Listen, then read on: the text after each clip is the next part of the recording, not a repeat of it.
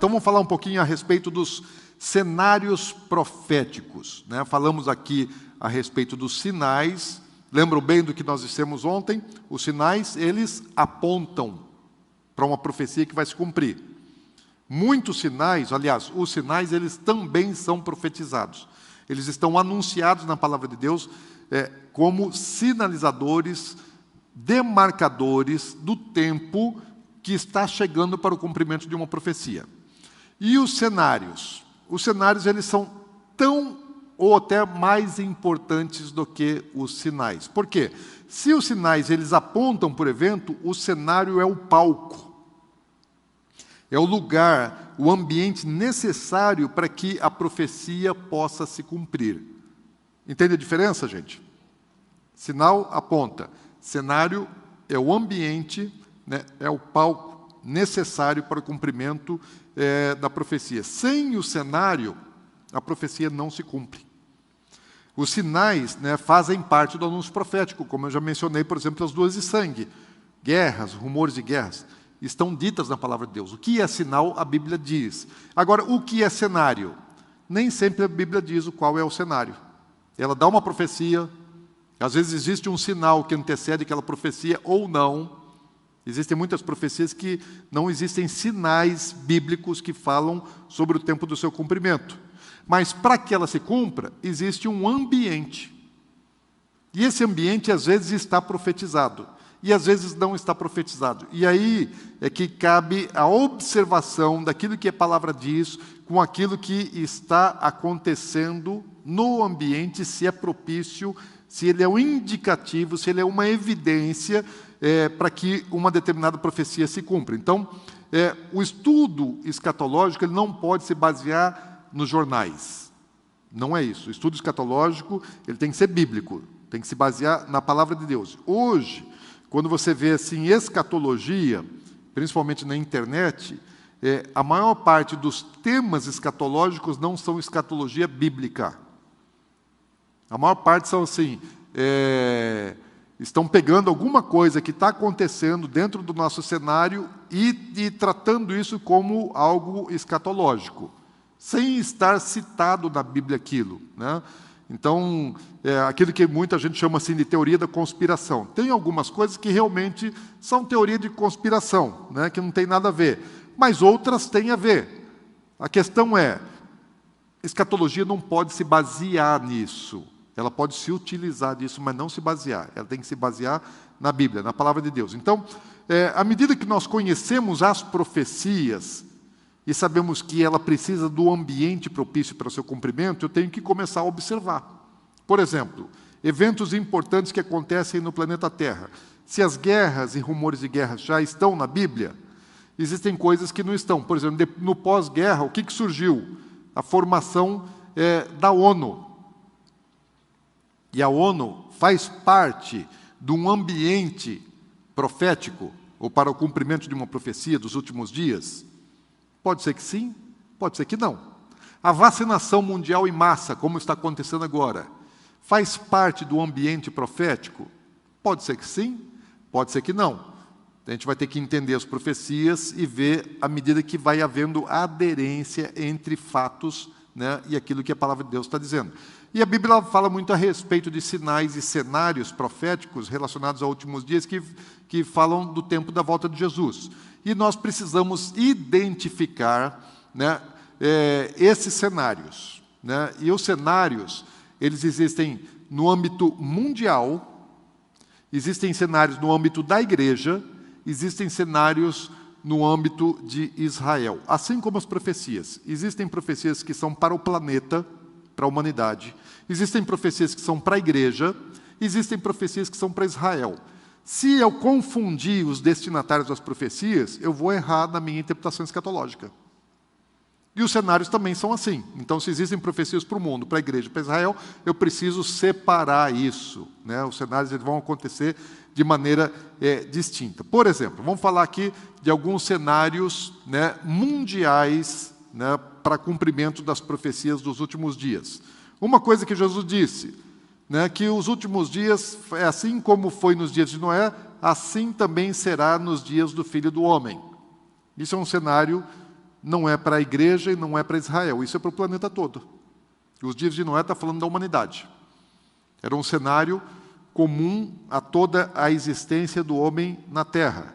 Jesus ainda fala assim, porque nesse tempo haverá grande tribulação, como desde o princípio do mundo até agora não tem havido nem haverá jamais.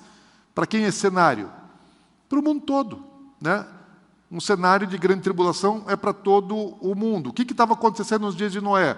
As pessoas estavam fazendo o que bem entendiam. Faziam o seu querer sem temor a Deus. Isso é um cenário que nós estamos vendo.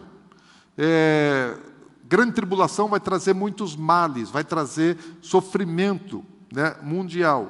Nós ainda não estamos nas dores de parto, mas nós já estamos nas primeiras contrações, saindo talvez já do princípio das dores. Por isso falei assim, existe uma possibilidade de início do próximo ciclo começar a grande tribulação? Existe, gente. Claro que existe. E os primeiros 3 anos e meio não vão ser tão terríveis assim. Né? O começo da grande tribulação, ele é terrível do ponto de vista espiritual, mas do ponto de vista material pode até parecer que melhorou a situação. Por quê? Porque o anticristo ele vai trazer engano, vai trazer falsa paz, ou seja, o começo do governo do anticristo é um período de prosperidade aparente. Né? Aquele negócio, é como o cara que pulou do 20º andar, está passando pelo 10º andar e está falando, até aqui tudo bem, só está um ventinho jóia. Já vai se esborrachar. Né?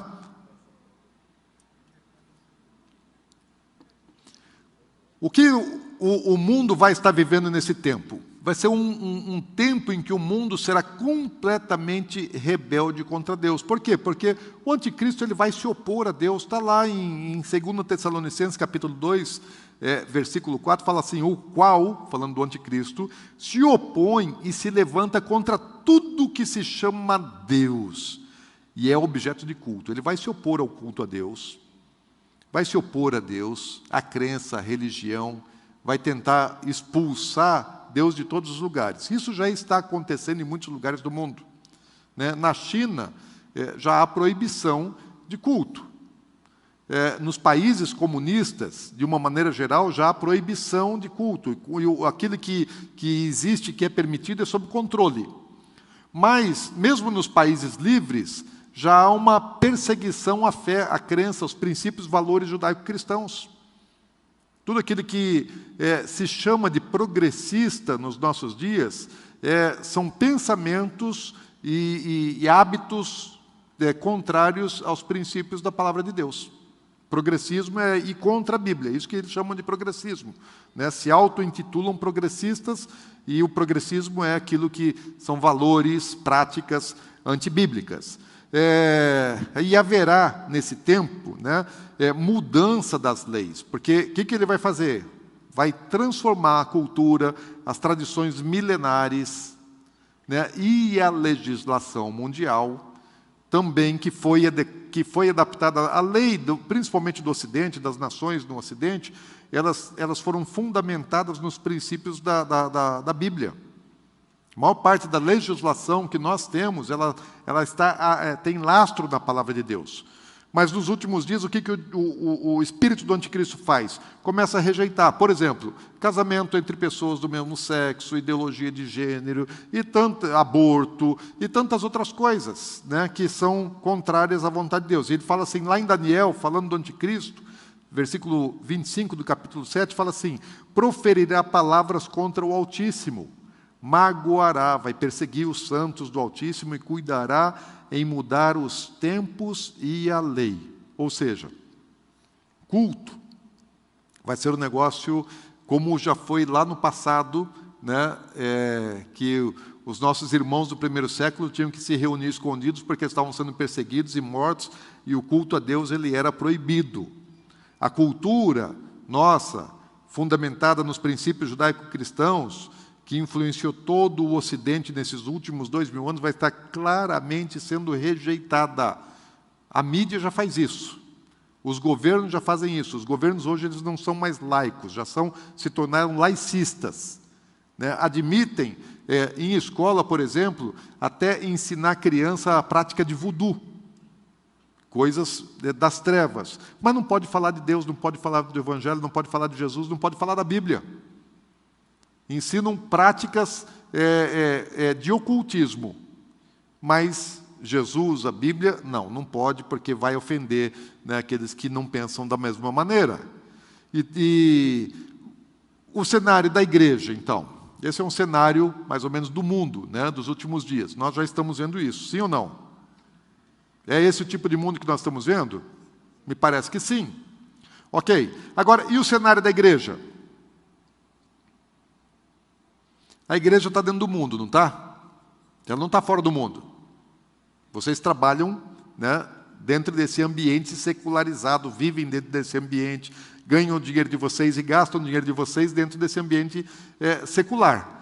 Ok, então nós vivemos, nascemos, crescemos aqui dentro desse mundo. E a igreja também é impactada pelas coisas que acontecem no mundo. Ela não está dissociada, não está desligada, e ela não está isenta das coisas que acontecem no mundo. Então, um dos cenários bíblicos, que é uma profecia e é um cenário, é a apostasia. Lá Jesus ele fala assim: levantar-se-ão muitos falsos profetas, enganarão a muitos, e por se multiplicar a iniquidade, o amor se esfriará de quase todos. Apostasia. Paulo, lá em 1 Timóteo 4:1, ele fala assim: ora, o Espírito afirma expressamente que nos últimos tempos alguns apostatarão da fé, por obedecerem a espíritos enganadores e a ensinos de demônios. Ele está falando assim a respeito do ensino, o ensino cristão sendo influenciado por doutrina demoníaca. Gente, podia relacionar aqui um monte para vocês. Podia falar de muitas coisas que são, já passou do nível da heresia e é doutrina satânica sendo ensinada nos púlpitos. Está profetizado, está na Bíblia, gente. Eu não estou aqui ofendendo, né, a igreja de Jesus na terra, e nem os pregadores. Estou falando assim, a profecia está aí e ela está se cumprindo, né? Mas não vou entrar na comprovação disso agora, não.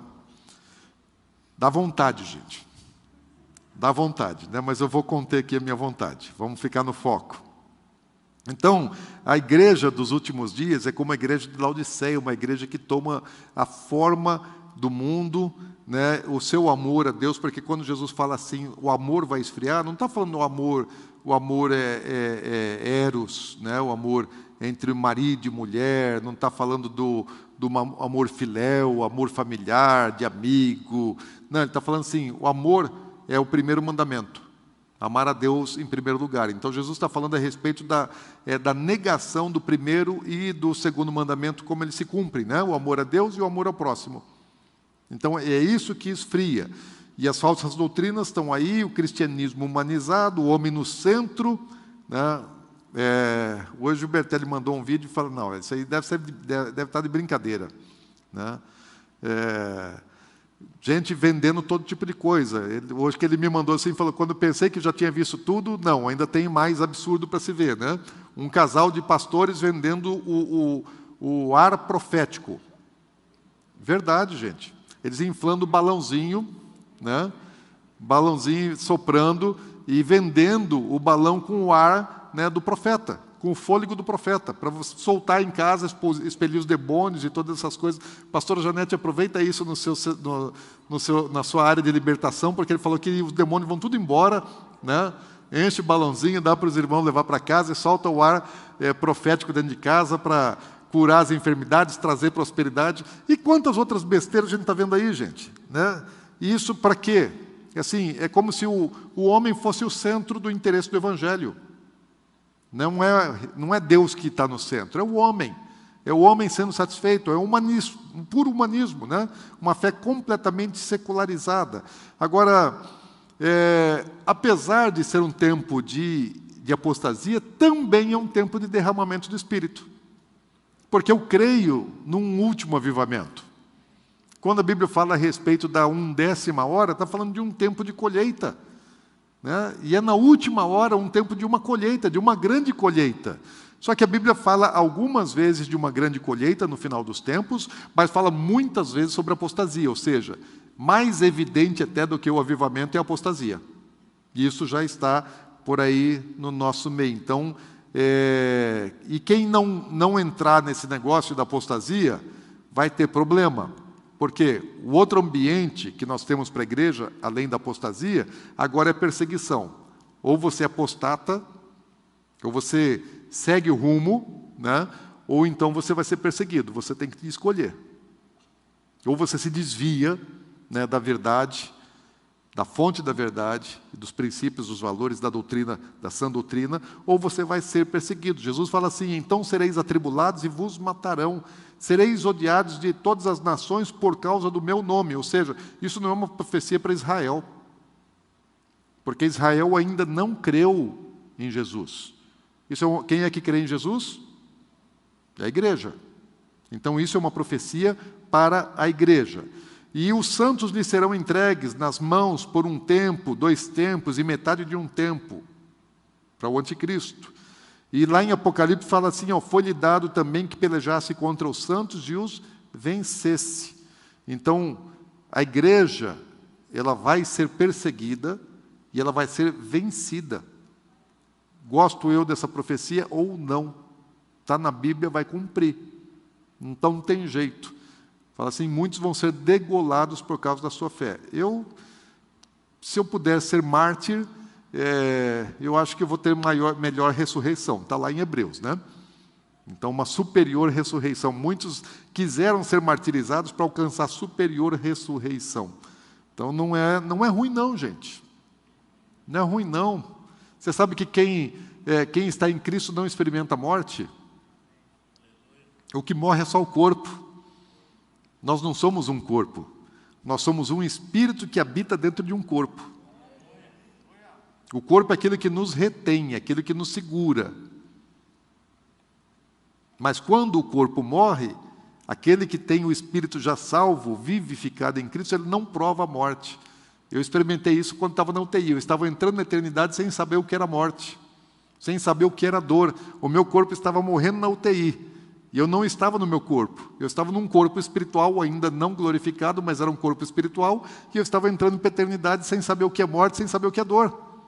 Porque quem está em Cristo não morre, troca de vida.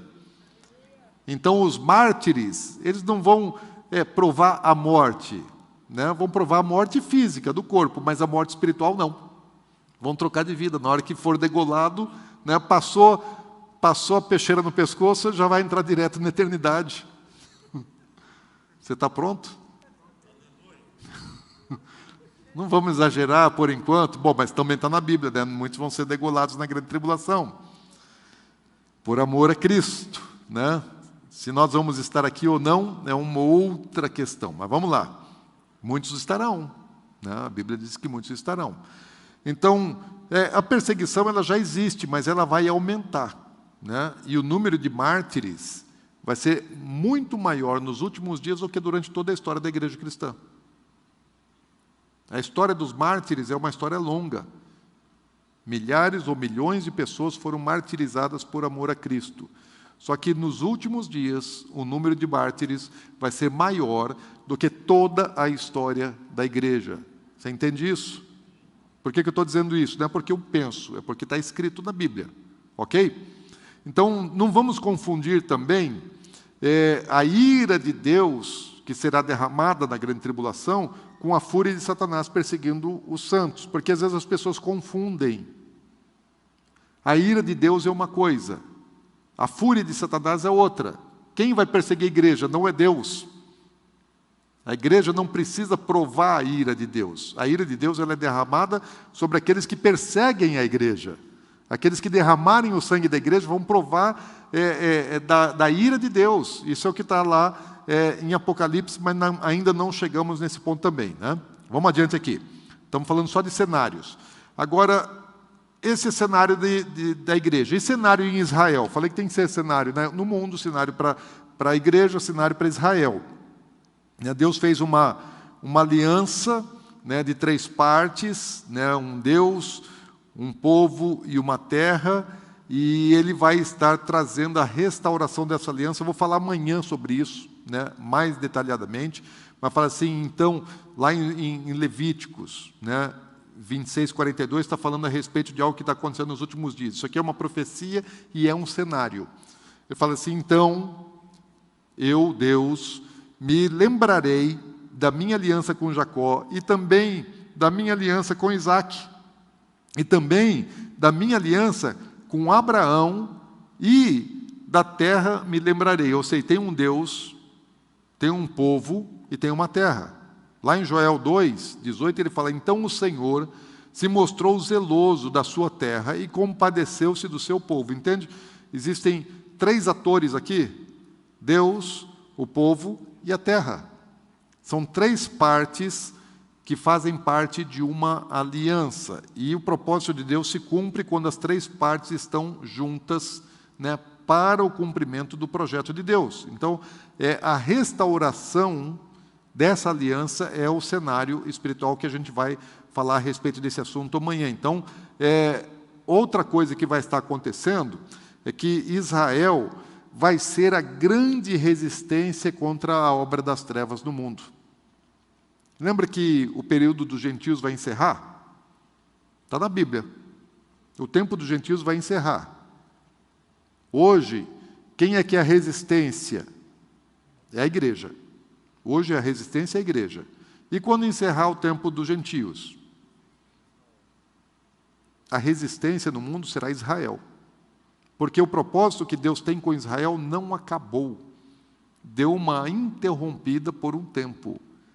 Mas Deus ainda vai se voltar para o seu povo, né? E aí, quando Israel for o foco da resistência dos planos do anticristo, né, por um tempo Israel será enganado, eu não sei se será pelos 3 anos e meio, né, no começo, mas haverá um acordo de paz e Israel vai fazer parte desse acordo de paz, mas não será enganado para todo sempre. Eles foram endurecidos em parte, né? Lá em Romanos fala assim, que Deus endureceu Israel em parte, não foi na totalidade e não é para sempre. Mas deixa esse assunto para amanhã e para depois.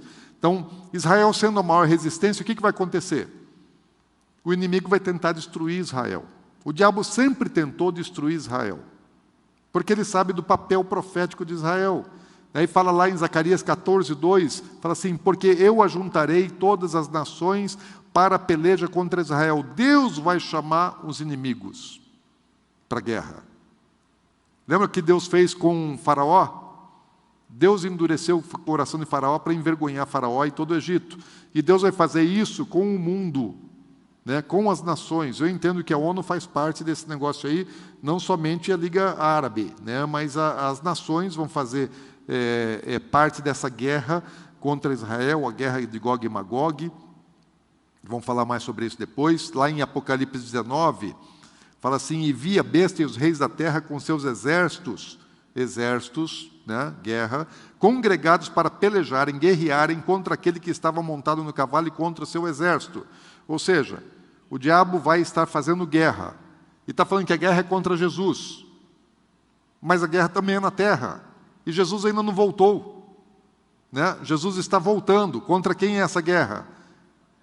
É contra Israel, porque Apocalipse 19 e Zacarias 14 estão relatando o mesmo momento, só que João está relatando Apocalipse 19 do ponto de vista dos céus, ele está tendo uma visão dos céus. Jesus chamou João e ele subiu aos céus para ver as coisas que haveriam de acontecer, então ele está olhando do plano celestial. E Zacarias ele teve uma revelação do ponto de vista terreno. Então Zacarias está no capítulo 14 e João no capítulo 19 de Apocalipse, ambos estão relatando o mesmo momento, o mesmo evento. Cada um está contando de um jeito, do jeito que Deus mostrou para eles. Ok? A guerra é contra Israel, a guerra contra Israel é uma guerra contra Jesus. Isso está claríssimo na palavra de Deus. Tá bom, gente?